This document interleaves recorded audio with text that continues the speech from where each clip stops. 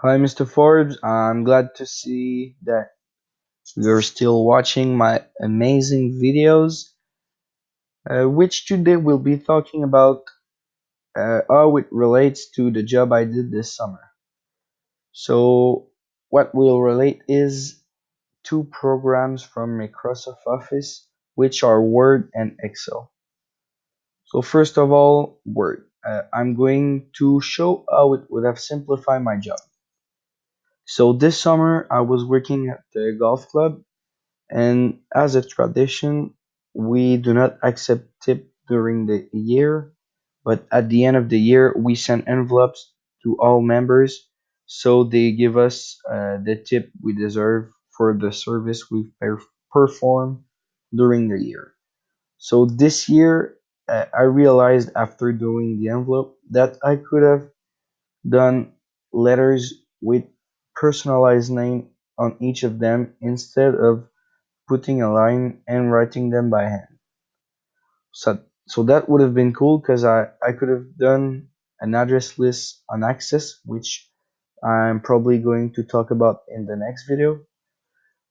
And that would have been cool because, you know, they would have had all their names, address, uh, member number, things like that. It would have been pretty cool because, as we learn with the mail merge, we do finish, edit individual document, merge record all.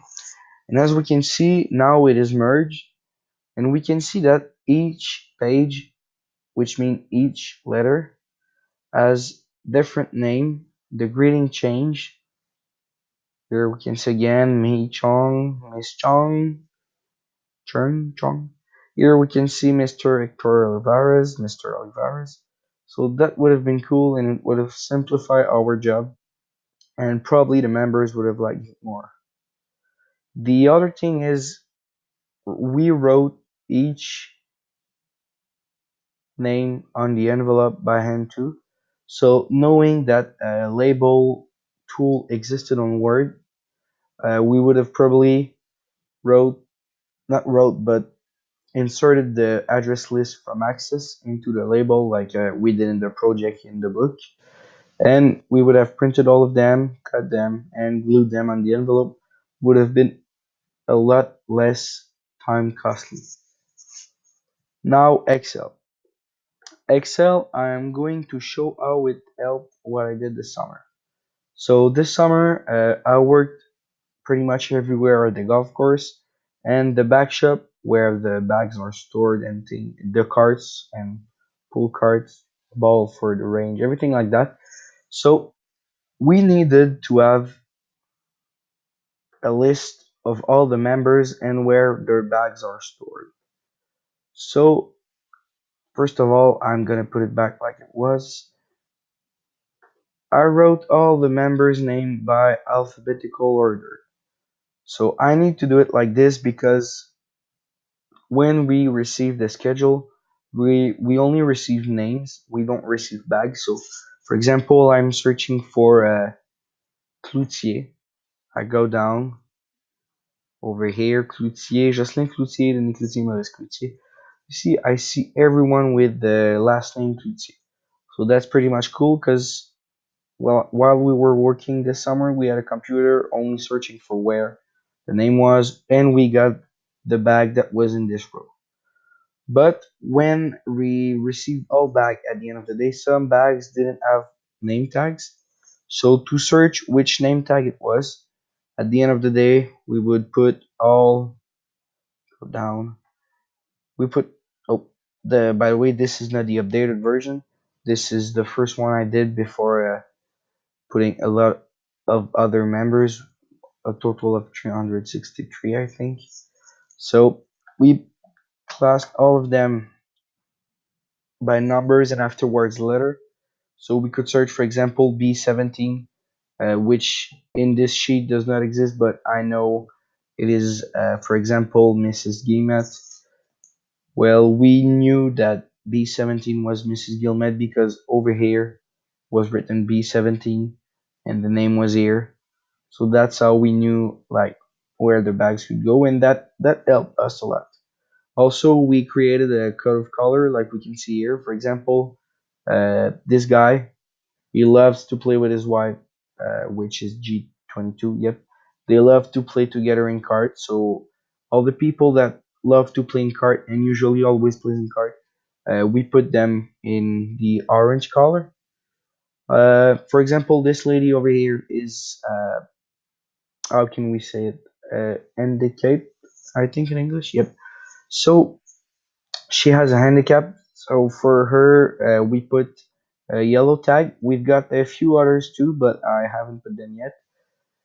For them, for example, we need to give them a handicap flag for the card. We need to remove the handle, put special thing in their bags and everything like that. We need to advise the marshal, for example. So that's all little attentions we need to give to them, and we know we need to do it to them when it's tagged yellow. Another thing that helped us this summer was the division of tip. Like I said earlier, we give letters and envelope to members so they give us the final tip. So, for example, if here I've got part of people working with me in the back shop. So, for example, since last May, I did over 800 hours, I think, and it's still increasing. So now it is not updated, but we can see that this one is not real. It's just, for example, we got three people that quit. So we're gonna put all their hours together, and since they quit during summer, well, we're gonna see what we're gonna do with their tip. But for example, right now we got over 7,000 uh, money received, so it's all divided equally with the number of hours we did. And what's cool about it, with Excel, for example, over here I change it. I make 15 hours this week. For example, it goes up to 850 hours. Over here, 650. All updates automatically because we updated this. So for example, over here I delete this. Another function we learned is that here I've put a function that does the hours I've done times the total tip divided by the total hours, which is the tip I should receive. The thing fun about this, if with the drag handle, boom, everything goes simply. So that's a fun part about Excel, which we've learned last year, but with again your course reminded me of it. Pretty cool, liked it. So this is one thing Excel showed us, and that's pretty much it for the video. Hope you liked it. Uh, Hope to see you back for the next video in about a month or two. I think it's gonna be probably on the same job. Hope you liked it. So goodbye, Forbes. Good night, and have a good reading week.